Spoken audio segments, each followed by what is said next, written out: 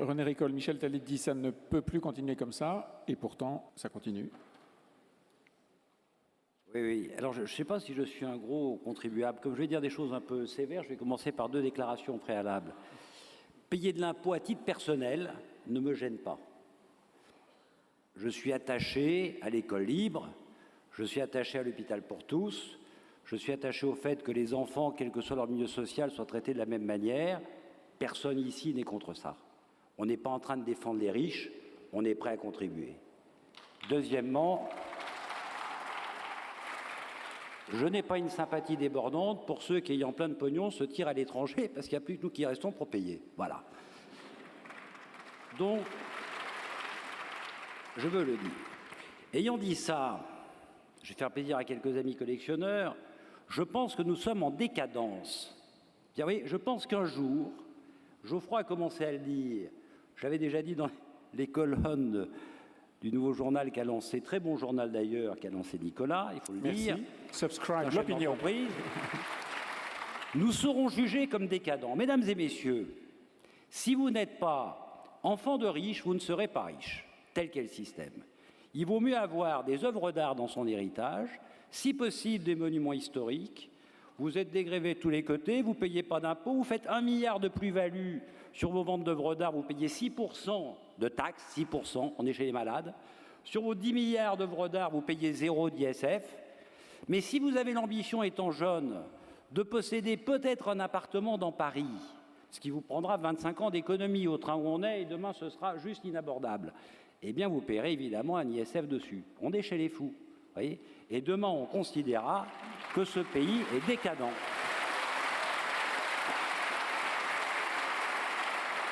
Alors moi je pense que tout a déjà été dit, mais voyez, quand on est dans cette folie-là, il faut du coup essayer de créer de l'affrontement entre les gens, parce que les gens raisonnables disent tout ceci est fou.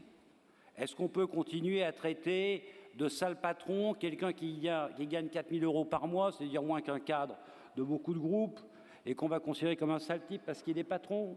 Est-ce que ça peut durer longtemps? C'est absurde, c'est ridicule. Et aujourd'hui, ces gens-là, ils sont aussi classe moyenne taxés. Et taxés, c'est assez sévère ce qu'ils leur reçoivent. Là, les coûts d'impôt qui augmentent, c'est pas rien. Alors il faut créer de l'affrontement. Moi, j'ai été élevé par Raymond Barre, qui disait il n'y a ni droite ni gauche, il y a progressistes et conservateurs. Je vois mon ami Hugo qui se marre là parce qu'il sait bien ce que je veux dire.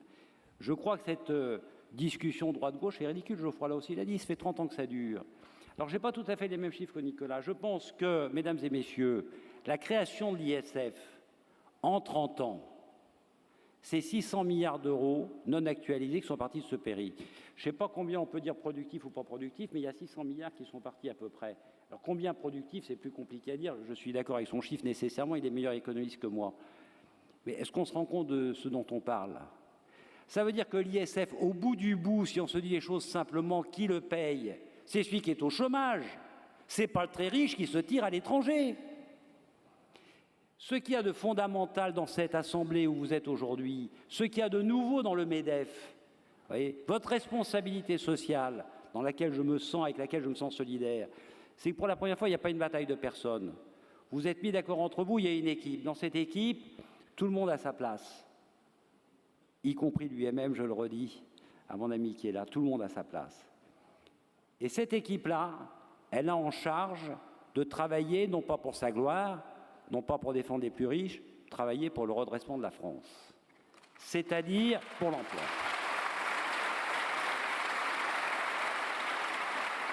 Nous devons refuser tout ce qui est de nature à faire de l'affrontement.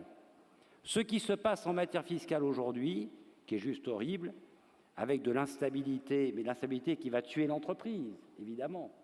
Parce qu'aujourd'hui, la situation, c'est on vous redresse, et on verra bien dans les tribunaux administratifs, avec tous les recours 15 ans plus tard, si vous avez tort, si vous avez raison. Entre-temps, l'entreprise sera morte. Ça ne peut pas durer. Et donc, votre responsabilité sociale, c'est de faire entendre la vérité. Et la vérité, c'est que le MEDEF est engagé pour le redressement du pays. C'est ça la raison d'être du MEDEF, c'est ça l'objectif de l'équipe. Il ne s'agit pas de savoir si on est de droite ou si on est de gauche, ce n'est pas le sujet ici. Voilà, c'est ça ce que je crois. Alors je voudrais Pas donner d'exemple nouveau parce que je pourrais continuer, mais simplement quand même 2-3 choses rapides. On considère qu'un patron qui gagne 1 million d'euros par an, c'est scandaleux. Je peux vous le dire d'expérience, trouver des très grands patrons de grands groupes, c'est pas si simple que ça. Puis quand ils ont payé 60% d'impôts, ça fait moins que ce qu'ils ont perçu. Hein, vous voyez ce que je veux dire. Du coup, qu'est-ce qu'ils font? Ils sont tentés de partir. Pas de partir parce qu'ils payent beaucoup d'impôts, mais de partir parce qu'ils se sentent maltraités, mal aimés. On ne peut quand même pas confondre le patron d'un groupe industriel avec les fous furieux des fonds d'investissement qui peuvent faire sur des coups 30 ou 40 millions d'euros dans l'année. Des jeunes gens de 35 ans. Ceux dont Claude Bébert dit à juste titre qu'il les trouve pas très sympathiques, moi non plus, qui ont détruit dans ce pays des dizaines de milliers d'emplois. En allant choisir les meilleures entreprises, en faisant des effets de levier, ils mettaient 5% d'argent personnel, 95% d'emprunts et on demandait à la société de payer le tout. On ne va quand même pas continuer à laisser confondre les patrons d'entreprise et les prédateurs de la finance. Il faut qu'on se lève et qu'on résiste.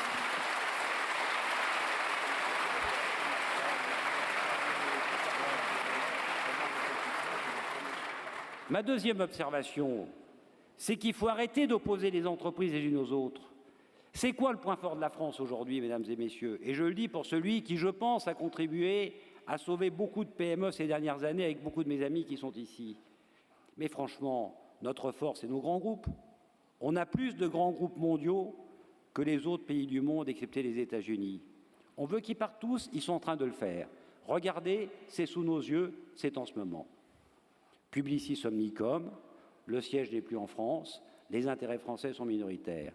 D'autres groupes sont en train de le faire, par secret professionnel, je ne le dirai pas. Ça se fait en ce moment. Alors, j'ai encore jamais vu qu'on redresse une situation en s'appuyant sur des sables mouvants. Principe, au lieu de s'appuyer sur des points forts. Nos points forts sont les grands groupes. Si les grands groupes restent dans ce pays, alors on a une chance de récupérer plus de sous-traitants, de mieux développer nos ETI, nos PME. S'ils partent, alors je vous le dis, ils iront sûrement continuer à chercher des sous-traitants, ils ne seront plus en France. Donc nous devons passer un pacte républicain. Pierre parle du pacte de confiance, moi je parle du pacte républicain, mais chacun ses petites manies, Pierre. On doit passer un pacte républicain entre les entreprises, dire le MEDEF, grands groupes, PME, TPE et l'État, avec un ensemble de règles simples. Nous sommes solidaires pour redresser ce pays. Nous sommes solidaires pour arrêter l'affrontement. Nous sommes solidaires pour nous battre les uns et les autres, pour faire en sorte que nos enfants aient un avenir dans ce pays. Voilà ce qui est en jeu, ni plus ni moins. Je rajoute un point. On a parlé fiscalité, c'est bien, c'est important. Je veux rajouter temps de travail. On n'a pas le droit de ne pas dire les choses. Je trouve fou qu'on ne soit toujours pas revenu sur les 35 heures. Qui dans cette salle fait 35 heures par semaine? Qui dans cette salle fait 35 heures par semaine? Quel est le ministre, quel est le membre de cabinet ministériel qui fait 35 heures par semaine? Aucun n'est à moins de 70 heures.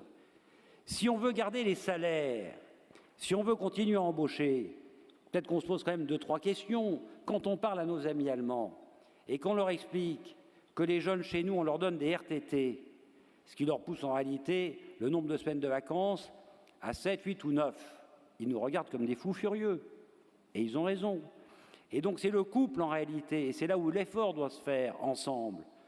Plus de travail pour gagner plus, certains avant moi ont tenu ce slogan, j'y crois, et une fiscalité qui s'engage d'abord à ne plus augmenter, puis à réduire progressivement dans un ensemble sécurisé de relations apaisées entre l'administration et le contribuable. Voilà, merci. Merci beaucoup René Ricol.